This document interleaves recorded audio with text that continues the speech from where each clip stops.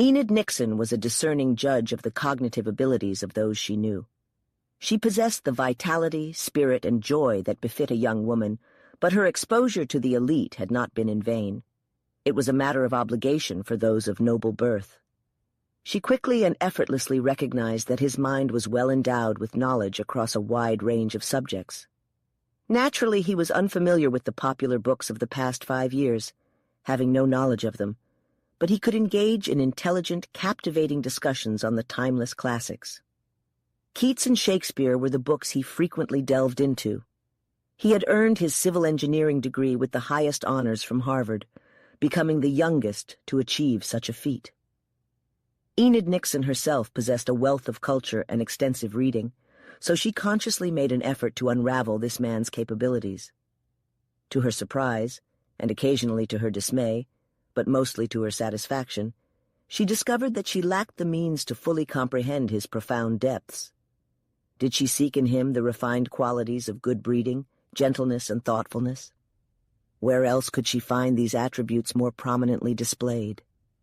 She was completely alone with this man, completely at his mercy, secluded from the world and its interventions, as if they had both been deserted on an ice floe at the North Pole or stranded on an isolated island in the South Seas. Yet, she felt as secure as if she were in her own home or her uncle's, protected by every means that human power could provide. He had never assumed anything about the situation, not even a little bit. He never once mentioned how they met, not even indirectly. He never talked about saving her from the flood or how he carried her to safety in the hills. He didn't say anything that could be interpreted as a reference to the pool, the bear, or the woman. His good breeding was evident in his silence. Sometimes it's what someone doesn't do that reveals their character. It would be foolish to deny that he didn't think about these things. If he had forgotten, his silence wouldn't be praiseworthy. But to remember and stay quiet, that's what showed his true character. In that small room on the other side of the door, he would close his eyes and see the dark pool, her white shoulders, her elegant arms, and her beautiful face with its crown of sunny hair above the rushing water. He would listen to the wind's roar on those long nights, pretending to be asleep while she might have thought of him, and he would hear the storm's scream that brought her into his embrace. Every snowflake that touched his cheek reminded him of that night in the cold rain, when he held her tightly and carried her along. Even when he sat and repaired her boot, he couldn't help but remember her white foot, which he longed to worship and cover with kisses if he had given in to his desires. But he kept all these memories in his heart, pondering them silently. Did she desire beauty in her lover? Ah, there he failed indeed. According to the standards of perfection, he didn't quite measure up. His features were not symmetrical, his jaw slightly too angular, his lips a bit too firm, and his forehead slightly creased. However, he was captivating to behold, as he exuded strength, cleanliness, and authenticity. There was also an unmistakable aura of practical efficiency that always surrounds those who have the ability to get things done. You looked at him, and just knew that whatever he set out to accomplish, he would achieve it. Decisiveness and capability were personified in him. But ultimately, love goes where it is destined, and I, at least, am not the one who determines its course. This woman loved this man not because of, or in spite of, these qualities. Perhaps they contributed to her affection, but even if they hadn't existed, it's possible that this affection, this passion, would have still blossomed within her heart. No one can definitively say or explain how or why these things happen. She had loved him while battling against him and harboring hatred towards him. Now, she neither experienced those two emotions, but instead her love for him grew even stronger. Mystery has a profound influence. There is nothing as enticing as a problem we can't solve. The very circumstances surrounding this man, how he came to be there, what he did in that place, why he chose to stay. These were questions to which she had yet to find answers, and they deeply intrigued her. Because she didn't have the answers, she secretly questioned and pondered. Her curiosity was piqued, and the transition to love became effortless. Closeness, too, often plays a role in forming affection. The ivy clings to the first met tree. When you bring together a man and a woman with open hearts and allow them to spend time together while treating each other with kindness and respect, it is almost inevitable that they will fall in love with one another. Isolate them from the world. Let them have no other companions except for one man and one woman, and the outcome becomes more inevitable. Yes, this woman loved this man. She believed in her heart, and I have no reason to doubt her conclusions, that she would have loved him even if there were millions of others standing before her, and that was true. He completed her nature. They had different temperaments as well as complexions, yet in these differences, which were necessary for perfect love and perfect unity, there were noticeable similarities, essential points of connection. There was absolutely no reason why Enid Nixon should not love this man. The only possible hindrance to her feelings would have been her rather unusual relationship with Montgomery. But she considered that she had not definitively promised anything to him. When she had met him, she had been completely unattached. He had made some impression on her imagination, and might have made a greater one with more opportunity. But unfortunately for him, and fortunately for her, he had not had that privilege. She hardly thought of him anymore. It would be only human if her mind didn't dwell on the world beyond the horizon on the opposite side of the mountain range. She knew that those who loved her must be suffering because of her disappearance, but knowing that she was safe and realizing that soon, when spring returned, she would go back to them, and that their mourning would turn into joy upon her arrival. She couldn't concern herself too much with their current feelings and emotions. And besides, what would be the point of worrying about those things? There was a more appealing subject for her thoughts nearby, and she was too blissfully happy to dwell on any sadness for more than a moment. She imagined her return, and never once did she think about returning to civilization alone. The man she loved would stand by her side, with the Church's blessing uniting them as one. To give her proper credit for her pure and simple thoughts, she never once considered what society might think of their extended winter journey together.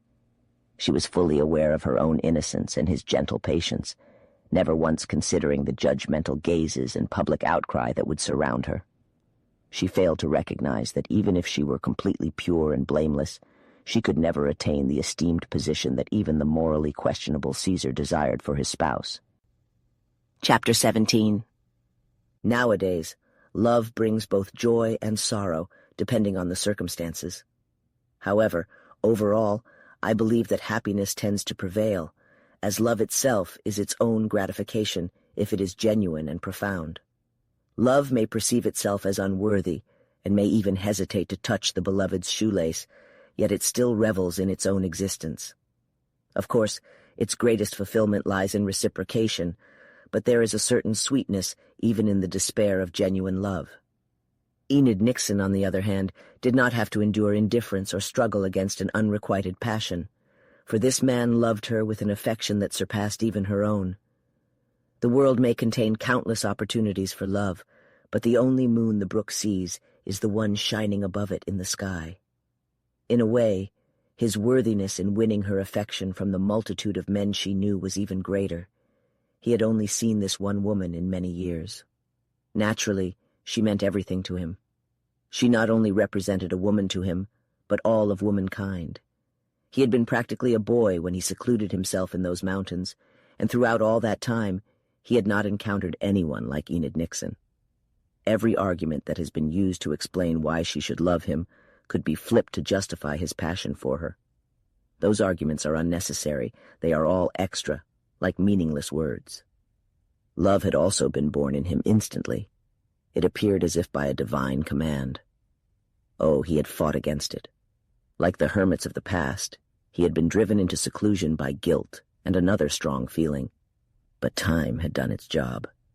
The woman he initially loved had not nurtured his spiritual side, or if she had to some extent, it was because he saw her through the lens of inexperience and youth.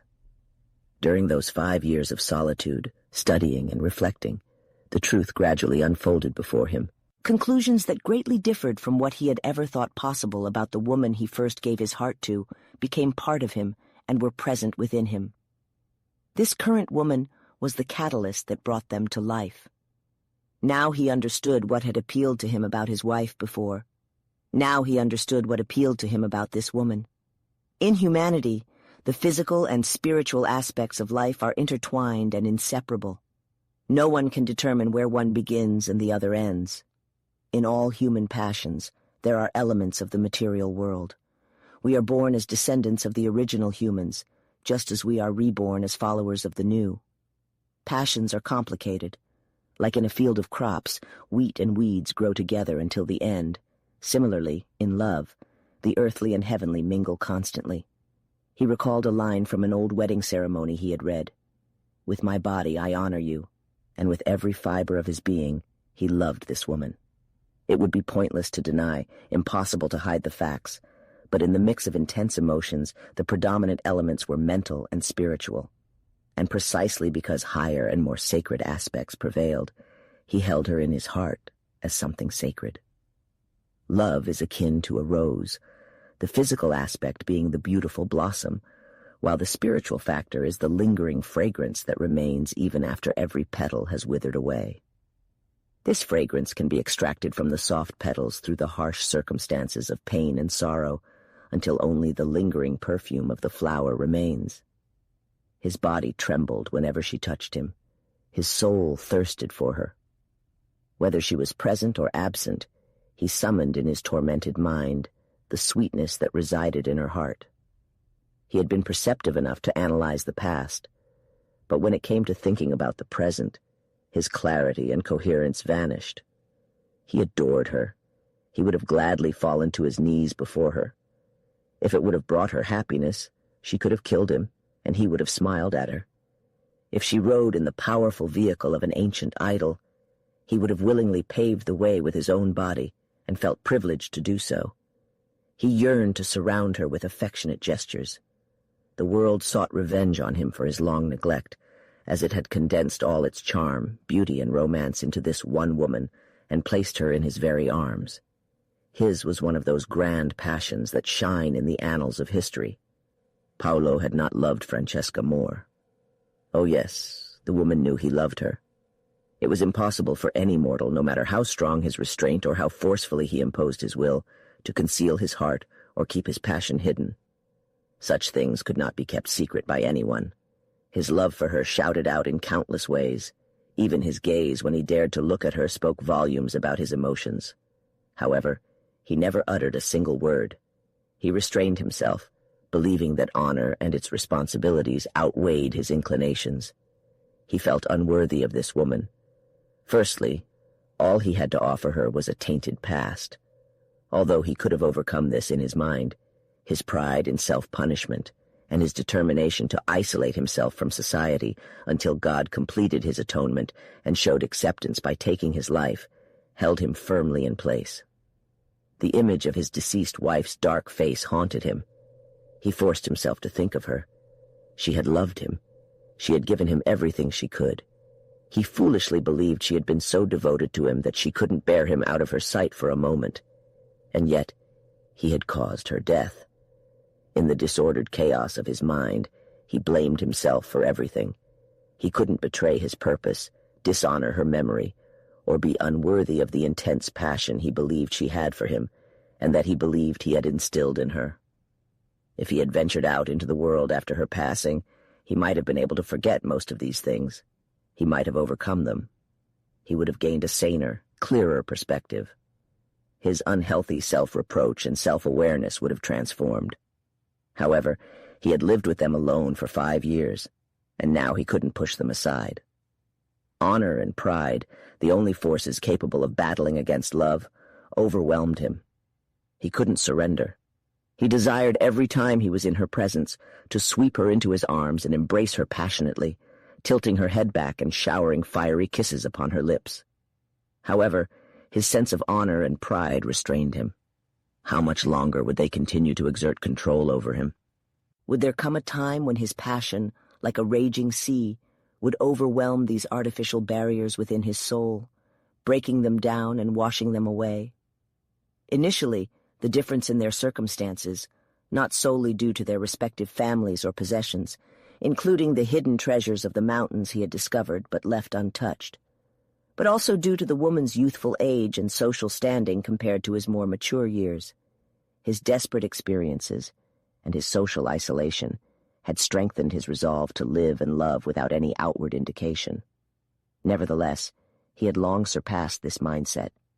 If he had been free, he would have pursued her like a valiant warrior from ancient times, even if it meant rescuing her from 1,000 swords and taking her to a humble dwelling that love would have transformed into a grand palace. And she would have willingly accompanied him under the same circumstances. He was unaware of this. Throughout centuries of vulnerability, women have mastered the art of concealing their true thoughts, a skill that men have never quite grasped. She never revealed her true feelings for him, yet he harbored suspicions. If those suspicions transformed into certainties, would he still be able to control himself? Initially, he had attempted to avoid her, but she had compelled him to come near. The room that served as his kitchen, bedroom, and storage space was dreary and somewhat chilly. Except at night, or when he was occupied with other tasks outdoors, they resided together in the spacious room. It was always warm, always well lit, always cheerful. The small piles of written material she had observed were the books he had authored. He didn't bother hiding such things from her. He spoke openly enough about his life in the hills. In fact, there was no way to avoid discussing such topics. However, there were only 2 subjects on which he remained steadfastly silent. One was the current state of his feelings, and the other was the reason why he chose to live alone. Beyond any doubt, she knew he loved her, but she had no inkling as to why he had become a hermit.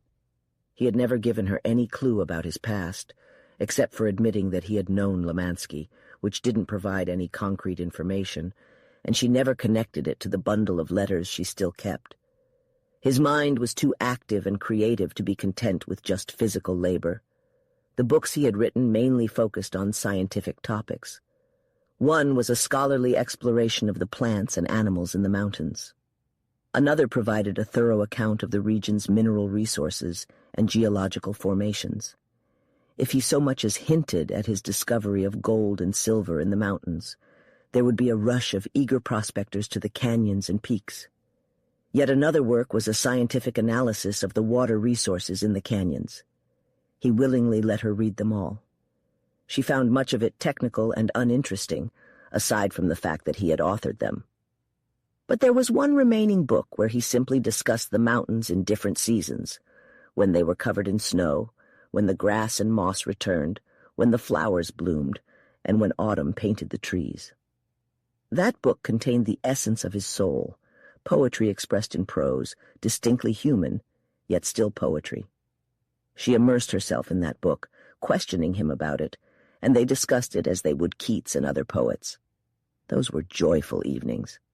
She sat by the fire sewing, her finger wrapped in fabric to hold his large thimble. She was creating winter clothes for herself using a vibrant red, white, and black Navajo blanket, intricately woven and incredibly soft, almost like a luxurious satin fabric. He had offered it to her for her use. On the opposite side of the cozy fire, he fashioned shapeless foot coverings for her out of the skins of the animals he had hunted. These coverings were a cross between moccasins and leggings, meant to be worn over her shoes during her short strolls around the plateau. They provided warmth and comfort for her feet. With her permission, he smoked as he worked, enjoying the moment, setting aside thoughts of the past and the future, finding pure contentment for a few precious minutes. Occasionally, he would pause his pipe and his current task to read to her from timeless and noble literature. Other times, it was her turn to entertain, and she would sing to him with her magnificent contralto voice. Her music brought him to a state of euphoria. Once, he reached a breaking point. At the conclusion of a powerful song that filled the small room, he couldn't contain himself any longer. As the final notes faded away and she smiled at him, expecting praise and approval, he abruptly stood up, unable to resist the captivating melody. He stormed out of the room and into the night, wrestling for hours with the storm that raged within him, a tempest far less intense than the turmoil in his soul. Meanwhile, she remained alone and abandoned, trembling in the silent room until she heard him return. Frequently, when she peacefully slept on her side of the thin partition, he lay awake on the other side. Sometimes his passion compelled him to venture out into the icy, wintry air to cool the fire that burned within him. The inner turmoil consumed him as the woman's discerning gaze examined his countenance, scrutinized him, delved into his heart, and discovered what lay within. She resolved to put an end to it, determining that he must confess his feelings. Unaware of the truth and disregarding any potential negative consequences, she unleashed her love and devotion freely. She held the power to bring their increasingly impossible situation to a close. She naively believed the matter could be easily resolved. She thought that by revealing her heart to him in ways befitting a maiden, she could bring him happiness and coax him into speaking his true emotions. She did not anticipate the reality. Consequently, one evening, a month or so after her arrival, she made up her mind to end the ambiguity. She surmised that the woman in the picture, whom she hadn't seen since her first day there, played some role in his presence. The only pain she experienced in this predicament stemmed from the intense jealousy that arose when she thought of that woman. She recollected every word he had spoken to her, specifically recalling his statement that he would treat her as he would his wife, if he had one. Therefore, whoever this woman in the picture might be, she was not his wife. Perhaps she had been someone he had loved, someone who hadn't reciprocated his feelings. Perhaps she had passed away. Jealousy consumed her, but she did not fear her. After much arduous effort, the woman had finished sewing the winter outfit she had made for herself. He had offered advice and assistance. It was a knee-length tunic with a belt that encircled her waist, adorned with red and black stripes that encircled the garment, adorned the wide collar, decorated the cozy sleeves, and highlighted her elegant figure. It suited her exceedingly well. He had ventured down into the valley, or the low-lying area, for a final examination of the donkeys before the impending harsh night descended, and she had taken advantage of the opportunity to put it on. She was aware of her beauty. Her determination to make this evening memorable had brought a unique flush to her cheeks and a remarkable twinkle to her eye.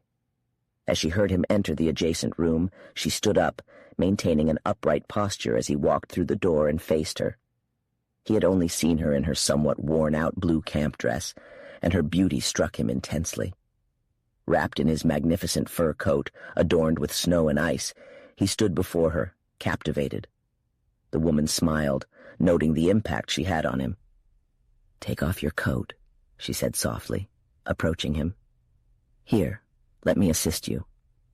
Do you realize that I have been here for more than a month now? I would like to have a small conversation with you. I want you to share something with me." Chapter 18. "Has it ever crossed your mind?" Enid Nixon started in a serious tone, fully aware of the gravity of the forthcoming discussion. "Has it ever crossed your mind that you have almost complete knowledge about me, whereas I have very little information about you?" The man nodded in acknowledgement. "You might have assumed that I was unaware of this, but in various ways, you have come to know almost everything about my brief and, prior to our encounter, rather unremarkable existence," she added. Newbold could have mentioned that there was one topic that had come up in conversation once, but had never been brought up again, which was the most significant subject regarding her from his perspective. This topic revolved around her relationship with someone named Albert Montgomery, a name he had only heard once but had not forgotten.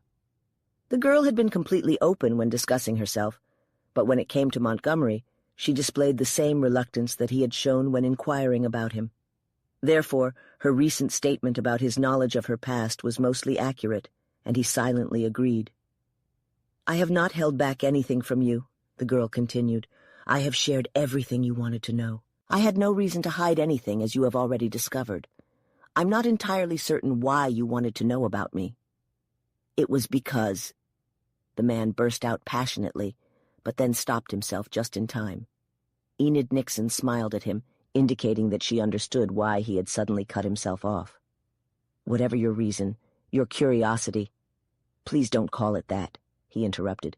"Your interest then has been satisfied. Now it's my turn. I'm not even certain about your name. I've seen it in these books, and naturally, I assumed it was yours. It is mine. Well, that's all I know about you. And now I'll be completely honest. I want to know more. You clearly have something to hide, or else you wouldn't be living in this manner. I have never inquired about you or shown the slightest curiosity to unravel the issue you present, to discover the solution to the enigma of your life. Maybe, the man replied, you didn't care enough to bother asking. You know, the girl responded, that is not true. I have been consumed with a desire to know. A woman's curiosity? Not that, came the gentle response that appeased his anger. She was indeed candid. There was something in the way she uttered those two simple words that excited him. He was not completely blind. Come, said the girl, reaching out her hand to him. We are alone here together. We must assist each other. You have aided me. You have been of tremendous help to me.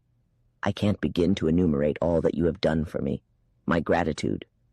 Only that? But that is all you have ever requested or expected, the young woman answered softly, her gentle tones contrasting with the boldness and bravery of her words. You mean? The man asked, staring at her, his face flushed. I mean, the girl swiftly replied, intentionally misinterpreting and redirecting his partially spoken question. I mean that I am certain some trouble has brought you here. I do not wish to force your confidence, as I have no right to do so, yet I would like to earn it. Can you share it with me?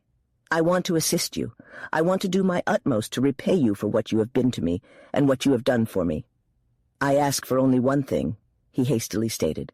And what is that? But again, he halted himself. No, he said, I am not at liberty to ask anything of you. And that response to Enid Nixon was like a painful stab in the heart. The two stood facing each other. Her heart grew weak within her. She extended her hand vaguely as if for support. He moved towards her, but before he reached her, she grabbed the back of the chair and weakly sank down. The idea of him being bound and not free had never once crossed her mind. She had completely misunderstood the meaning of his statement. The man couldn't assist her. He was incapable of helping her. He simply stood there and stared at her. She fought bravely to maintain control for a moment or two, and then, completely unaware of how her question betrayed her feelings, the circumstances were too significant to consider such trivial matters. She hesitated, saying, So, there's another woman? He shook his head to indicate the negative. I don't comprehend. There was another woman. Where is she now? Deceased. But you stated that you weren't free. He nodded. Did you care for her so much that now? Enid, he pleaded desperately. Believe me, I never experienced love until I met you.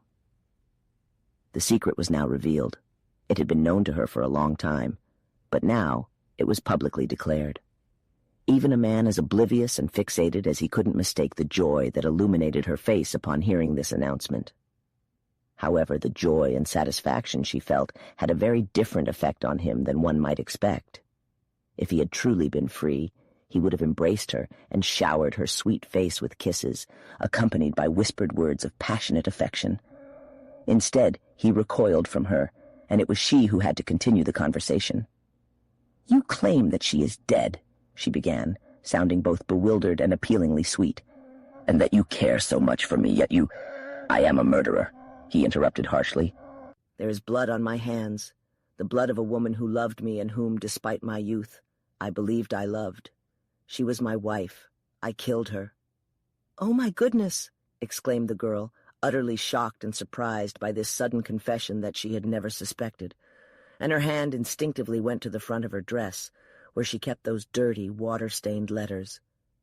Are you the one responsible? I am the one who committed that act. But what do you know? He asked quickly, equally astonished. My uncle Robert Nixon, also known as Old Lemansky, informed me of your story. They mentioned that you had vanished from society, and they were correct. What other choice did I have? Despite being innocent of the crime, I felt guilty. I was insane. No punishment could compare to the harsh, dreadful reality. I pledged to isolate myself, to have no further contact with humanity, to live alone until God took me, to cherish my memories, to make whatever amends I could, to pray daily for forgiveness. I came to this remote, inaccessible, desolate location. I believed that no one would ever come here, and indeed no one ever did except for you. For a while I was content, or at least satisfied. I had made the right decision. I had work. I could read, write, reminisce, and dream. But then you arrived, and since that moment, life has been both heaven and hell.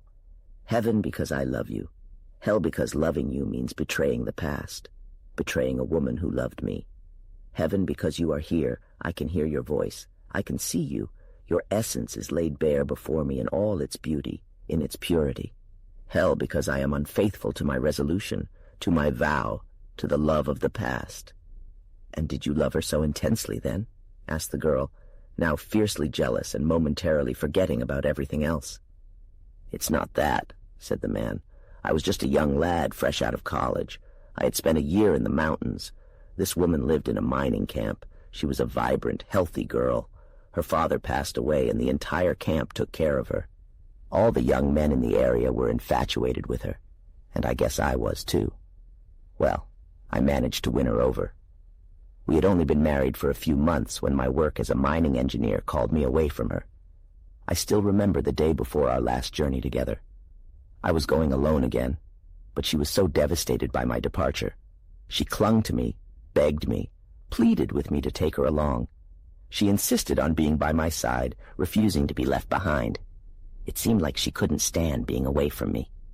I don't know what I did to inspire such devotion, but I have to be honest. She was absolutely crazy about me. I didn't understand it at the time. I didn't even know what that kind of love meant. But I decided to take her with me. Can I be frank with you? Despite the physical attraction, I had started to realize that she wasn't the right match for me.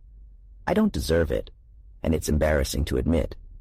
But I wanted someone with a stronger intellect, a deeper soul. That made it even harder for me to do what I had to do, you know. Yes, I understand. When I finally came to my senses, the only thing I could do was dedicate myself to her memory. She loved me so much that she gave up her life for me. I had to honor that by remaining true and devoted to her memory. It wasn't a sacrifice either until you arrived. But as soon as you opened your eyes and looked into mine in the rain and the storm on the rock where I had carried you after I had fought for you, I knew that I loved you. I knew that the love that had entered my heart was the love of which I had dreamed, that everything that had happened before was insignificant, that I had found the one woman whose soul should be united with mine. And this before I had said a word to you. What are words? The heart communicates with the heart. The soul whispers to the soul. And so it was with us. I had fought for you. You were mine. Mine. My heart sang it as I gasped and struggled over the rocks carrying you. It repeated the words again and again as I placed you down here in this cabin. It said them over and over. Mine, mine. It says that every day and hour. And yet honor and loyalty compel me to stay. I am free, yet bound. Free to love you, but not to possess you.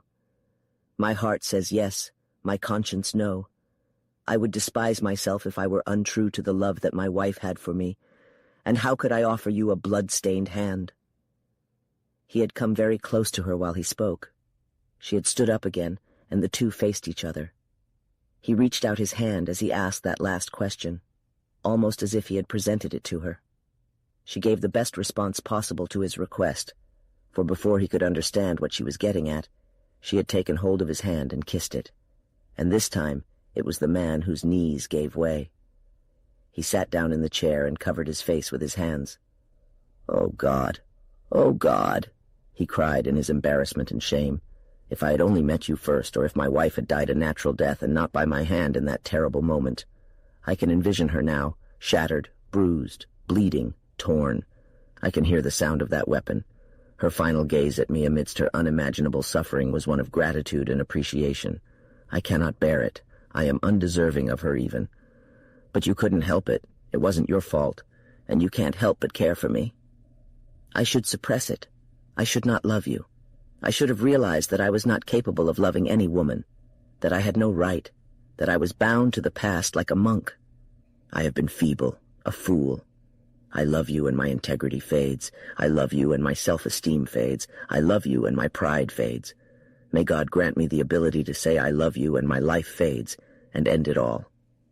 He gazed at her for a moment. There is only one source of satisfaction in all of this, one glimmer of solace, he added. And what is that? You don't know what suffering is. You don't understand. You don't comprehend. And why not? Because you do not love me. But I do, the woman said simply, as if it were obvious not only that she should love him, but also that she should express it. The man stared at her, astonished. Waves of intense joy surged through him like he had never thought the human body could endure. This woman loved him. In some peculiar way he had won her affection. It was impossible, yet she had declared it. He had been a blind fool. He could see that now. She stood in front of him, smiling at him, her eyes filled with tears, her lips slightly parted, her cheeks blushing, and her chest rising and falling. She loved him, and all he had to do was come closer to hold her in his arms. There was trust, devotion, and surrender in her posture, but there was an unbridgeable gap between them, like the distance between a wealthy man and a beggar, between heaven and hell. He couldn't cross that divide. I never imagined, I never hoped, he exclaimed, as if he had been fatally wounded. I can't bear this. He turned away, but she quickly caught up to him in 2 steps. Where are you going? Out into the night. You can't go now. It's dark. Listen to the storm. You might lose your footing, you might fall, you might freeze, you might die. What does it matter? I can't let you. It would be better if I did. He tried once more to break free, but she refused to let him go. She held on to him tightly. I won't let you leave unless you promise me that you won't abandon this place and that you'll come back to me. I'm telling you, the sooner and more surely I leave your life, the happier and better it will be for you. And I'm telling you, the woman said firmly, that you can never leave my life again, whether you're alive or dead. She released him with one hand and placed it on her heart. You're here. Enid, the man cried. No. She gently pushed him away with one hand while still holding on to him with the other, symbolizing their situation. Not now, not yet. Let me think. But promise me you won't harm yourself, that you won't put your life in danger. As you wish, the man said, filled with regret. I had planned to put an end to it once and for all, but I swear. You promise? I give you my word. And you won't go back on it? I have never gone back on my word to anyone, let alone to you. She let him go. He entered the adjacent room, and she heard him walk across the floor, open the door, and venture out into the night, into the storm once more. Chapter 19. Left alone in the room, she sat down once again in front of the fireplace and took out the bundle of letters from her pocket. She knew them by heart, having read and reread them countless times during her moments of solitude.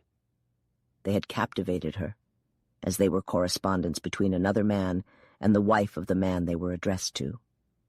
The letters were signed with only an initial, and the writer's identity remained a mystery to her. The woman's responses were not among the letters, but it was evident enough what those responses had been. It was clear that she had dedicated all her passion to the writer of the cherished letters. The story was straightforward. She had impulsively married Newbold out of anger. He was a man from the East, the most well-educated and captivating amongst those who frequented the camp. There had been a disagreement between the letter writer and the woman, as there always seemed to be quarrels, but this particular one had been severe, causing the man to angrily walk away and leave her behind. He had not returned as he usually would. She had waited for him, and during that period she had married Newbold. But then he had come back, only to realize that it was too late. He had desired to harm the other man, but she had intervened, and while Newbold was away, the writer had passionately pursued her, begging her to leave her husband and run away with him. He had exhausted every argument at his disposal in pursuit of his goal, and the woman had hesitated and wavered, but she had not given her consent. She had not denied her love for him any more than she had denied her respect and a certain admiration for her brave and trusting husband. She had rejected the pleas of her lover repeatedly. Despite her inability to control her heart, she had remained faithful to her marriage vows. However, the strength of her resistance had gradually diminished, and she had realized that she might eventually succumb if left alone. Her lover had been absent when her husband returned, before embarking on his final, fateful journey.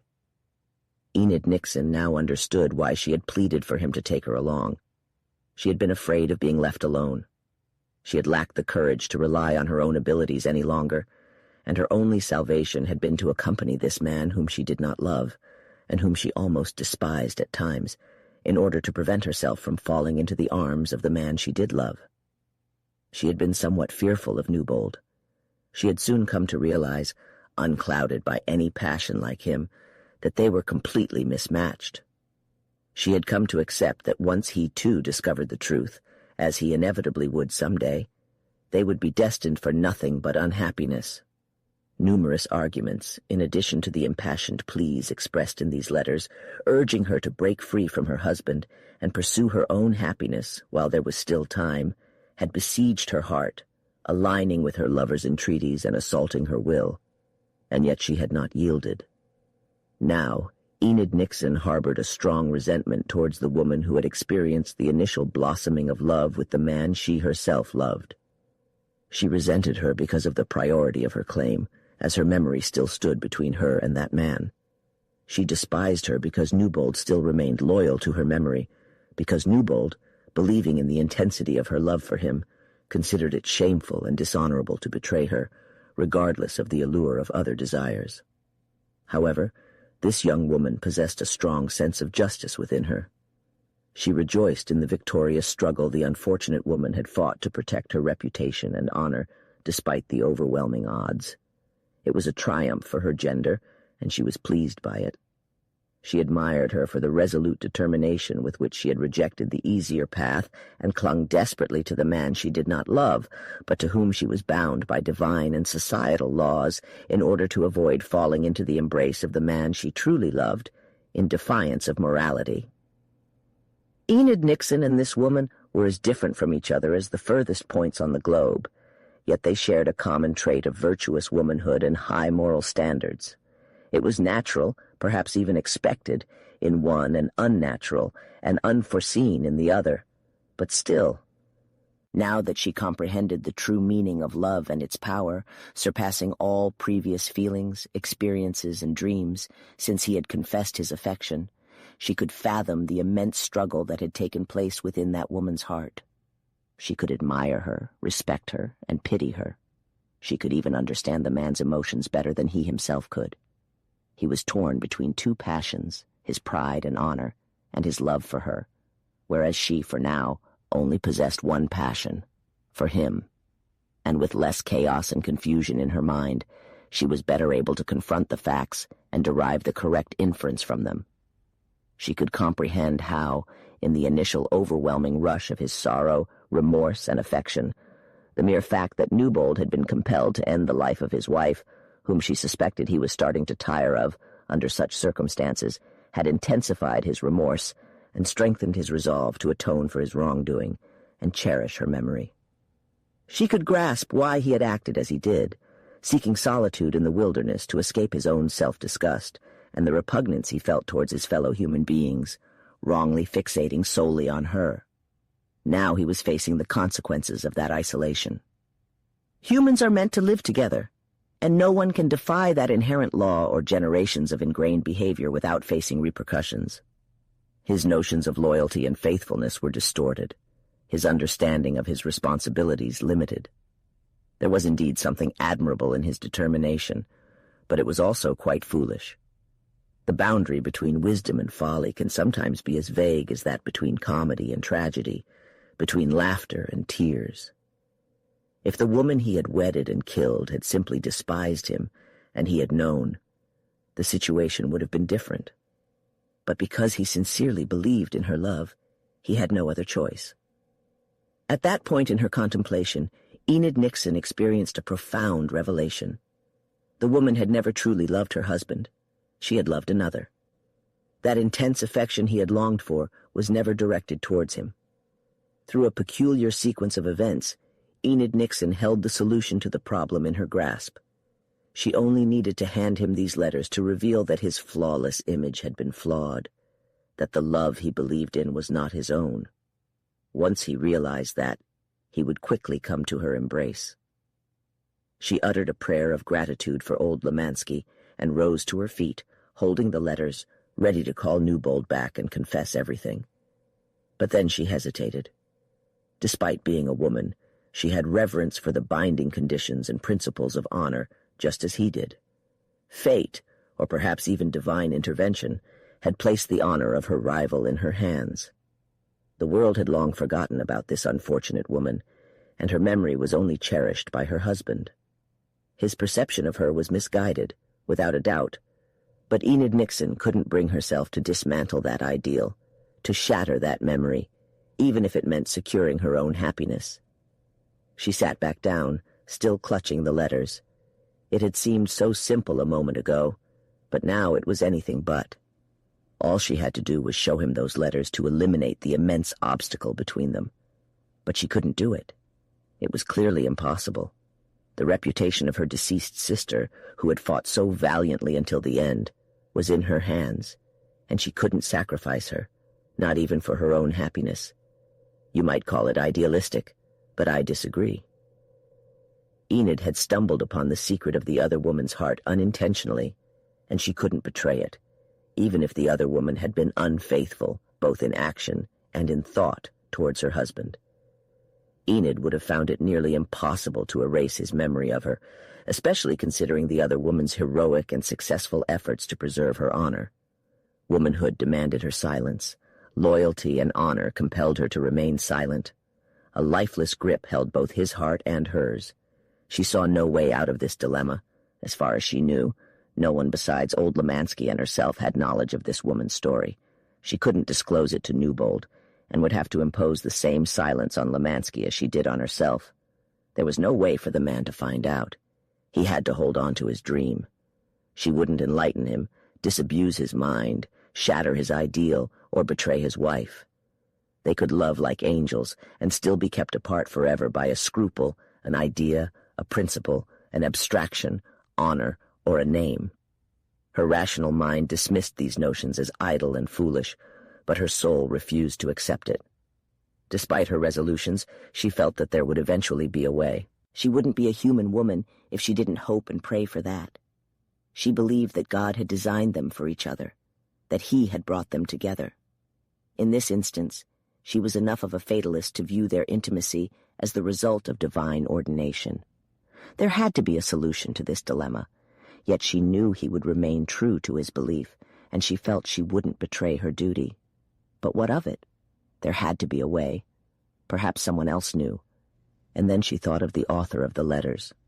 Who was he? Was he still alive? Did he have any further role to play in this strange tragedy? Sometimes a hidden question is answered openly. Just then, Newbold returned. He stood before her unsteadily, his face now bearing the marks not just of the fierce storm outside, but also the fiercer turmoil within his heart. "You have a right," he began, "to know everything now. I can't hold anything back from you," he said. In his hand, he held a picture and something yellow that shone in the light. "Here," he continued, extending them towards her, "is the picture of the woman who loved me and whom I killed. You saw it once before." "Yes," she nodded, taking it from him carefully and looking once again at the bold, somewhat crude, completely uncultured yet attractive face. There was no sign of the moral purpose she had shown. "And here," said the man, offering the other item, "is something that only I have seen since that day.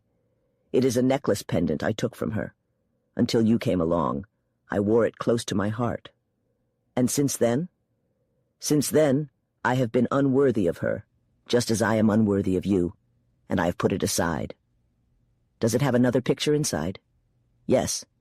"Of her?" "A man's face." "Yours?" He shook his head. "Look and see," he replied. "Press the button." Doing as he instructed, Enid Nixon found herself staring at a picture of Mr. Albert Montgomery. She couldn't help but exclaim and startle at the surprising revelation. The man looked at her curiously, about to question her, but she quickly interrupted him, terrified of revealing her knowledge. "And why is there a picture of another man in your wife's pendant?" she asked, buying herself time. She knew the answer better than Newbold himself, who was equally clueless about the man and the reason. "I don't know," the man replied. "Did you know this man?" "I don't recall ever seeing him in my life." "And did you suspect your wife?" he asked. Never. I had so much evidence that she loved only me that not even a hint of doubt could enter my mind. It might have been a sibling or her father when he was younger. And why did you wear it? Because I took it from her deceased heart.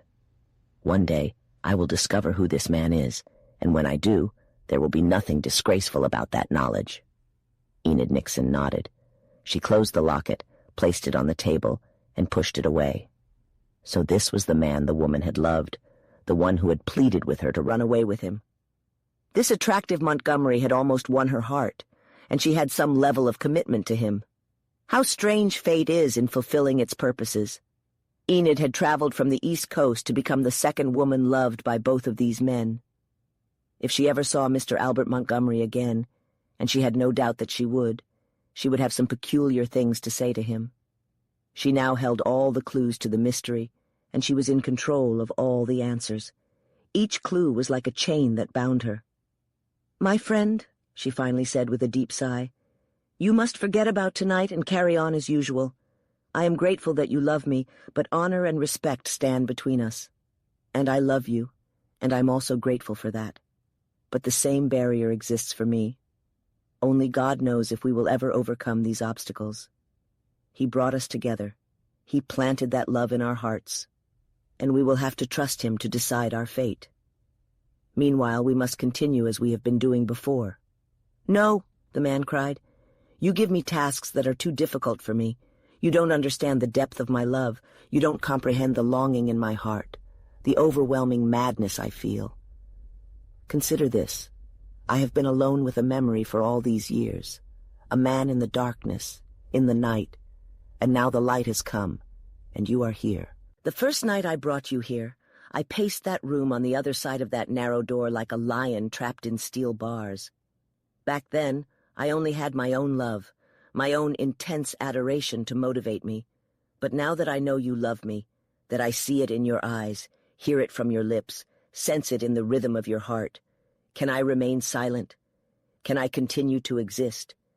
Can I see you, touch you, breathe the same air as you, be confined in the same room with you hour after hour, day after day, and carry on as before? I cannot do it. It is an impossibility. What prevents me now from embracing you and adding color to your cheeks with kisses, from making your lips mine, from absorbing the light from your eyes?" He moved closer to her, his voice growing louder. "What stops me?" he demanded. "Nothing," the woman replied, not flinching for a moment, confronting him with the same courage and audacity that a goddess might bestow upon a man. "Nothing but my frailty and your strength. Yes, that's it, but don't rely too heavily on either. My God, how can I stay away from you? Life under the old conditions is unbearable. I must leave. And where? Anywhere, as long as it is away. And when? Now. It would be lethal in the snow and mountains tonight. No, you cannot leave. All right, then tomorrow. It will be fair. I can't take you with me, but I must go alone to the settlements. I must inform your friends that you are here, alive, well. I will find people to come back and retrieve you. What I cannot accomplish alone, a group can achieve. They can transport you over the most difficult parts of the trails, and you will be reunited with your people, back in your world once again. You can forget about me." "And do you think," asked the woman, "that I could ever forget about you?" "I don't know." "And will you forget about me?" "Not as long as life courses through my veins and beyond." "And I, too," was the response. "So be it. You won't be afraid to stay here alone now." "No, not since you love me," was the noble reply. "I suppose I must. There is no other way. We could not continue as we did before. And will you come back to me as soon as you can with the others?" "I will not return. I will provide them with the directions. They can find you without me. When I bid you farewell tomorrow, it will be forever." "And I swear to you," asserted the woman in quick desperation, "if you do not come back, they shall have nothing to retrieve from here but my lifeless body. You alone do not know what love is," she cried resolutely, "and I will not let you go unless I have your assurance to return. And how will you prevent me from going? I can't. But I will follow you on my hands and knees in the snow until I freeze and perish, unless I have your pledge." "You have defeated me," said the man hopelessly. You always do. Honor, what is it? Pride, what is it? Self-respect, what is it? Say the word and I am at your mercy. I leave the past behind me. I don't say the word, answered the woman bravely, pale-faced, determined. To be yours, to have you as mine, is the greatest desire of my heart, but not in a cowardly manner, not at the cost of honor, of self-respect. No, not like that. Courage, my friend. God will guide us, and in the meantime, good night. I will begin in the morning. Yes, she reluctantly nodded, knowing it was necessary. But you won't leave without saying goodbye to me.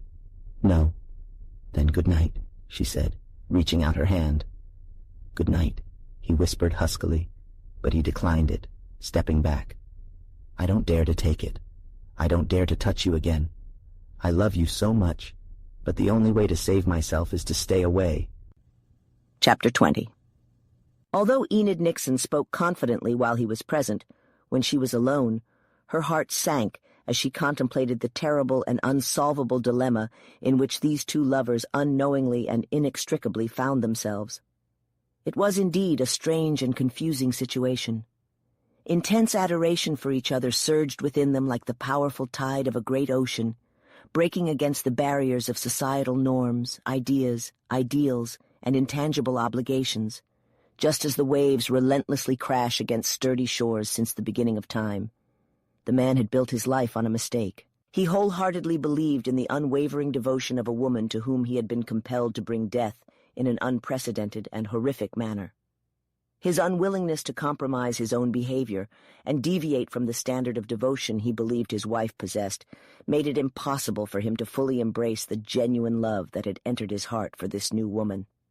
Honor, pride, and self-respect tormented him in proportion to his ardor for Enid Nixon. The more he loved her, the more ashamed he felt. Due to a peculiar twist of fate, Enid Nixon was well aware of the truth. She knew that from a certain perspective, the woman her husband revered so deeply was completely undeserving of such reverence.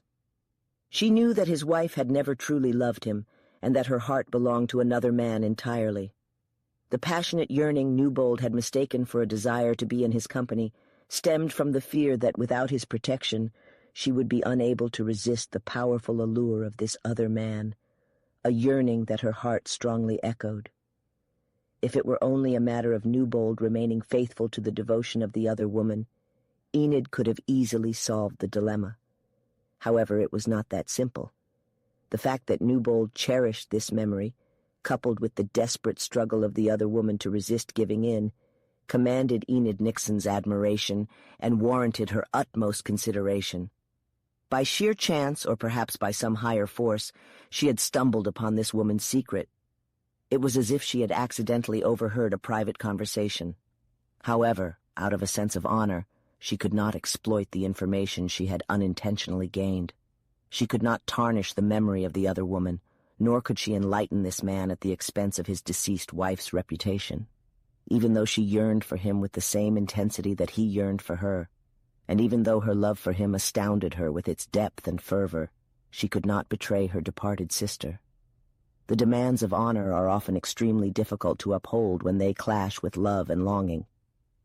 Enid Nixon was naturally disoriented by the situation and the power she now possessed. What she could not do herself, she could not permit others to do either. The obligation that rested upon her must extend to those around her. Lemansky had no business knowing the woman's secret any more than she did, so he needed to be silenced. Montgomery, the only other person aware of the truth, also needed to be silenced. At least one thing emerged from the sea of trouble in a tangible manner. She was finished with Montgomery. Even if she didn't love Newbold so much that she could hardly think of anyone else, she was done with Montgomery. What a peculiar situation. Montgomery had loved another woman, as had Newbold, and the latter had even married this other woman. Yet she was more than willing to forgive Newbold, making excuses for him, while she made none for Montgomery. She was a rational and fair person, but as she pondered the situation, her anger towards Montgomery intensified. It served as an outlet for her emotions, although she didn't realize it. Ultimately, Montgomery's actions provided her with a certain advantage.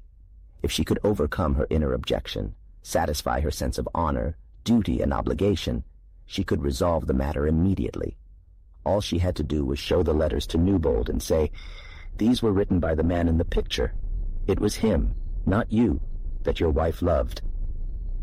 Newbold would instantly embrace her upon hearing those words. These thoughts brought her a certain degree of comfort.